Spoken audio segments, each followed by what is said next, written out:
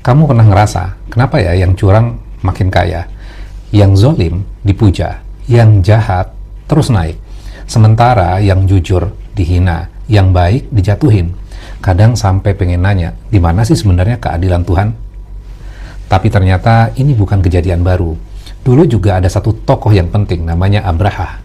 Dia datang dari Yaman, bawa pasukan gajah. Tujuannya cuma satu, hancurkan Ka'bah. Dan anehnya, Allah biarkan dia jalan dari jauh, sampai nyaris menghancurkan Ka'bah. Pertanyaannya, kenapa nggak dihancurin dari awal saja kan? Allah kan mampu. Jawabannya ada di dalam surat Al-Fil. Alam taro kaifa fa'ala rabbuka bi ashabil fil.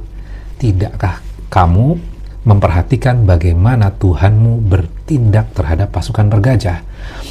Ayat ini bikin kita berhenti sejenak dan nanya, jadi kita diminta baik-baik memperhatikan sebenarnya apa yang Allah lakukan ke mereka. Lanjutkan, alam yaj'al kaidahum fi tadlil. Bukankah Allah menjadikan tipu daya mereka sia-sia? Jadi Allah biarkan Abraha itu naik. Allah biarkan dia percaya diri sampai di titik puncak. Allah hancurkan pakai cara yang paling hina. Bukan tentara, bukan gajah dilawan gajah, tapi burung kecil bawa batu kecil dan selesai.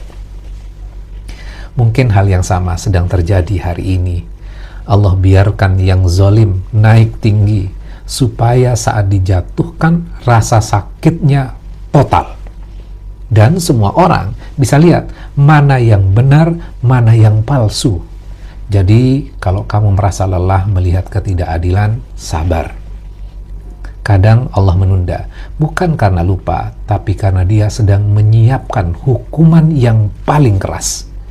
Jadi tetap di jalan yang benar walau sunyi. Tetap jujur walau direndahkan. Karena kalau Allah sudah turun tangan, yang paling kuat pun bisa kalah oleh yang paling lemah.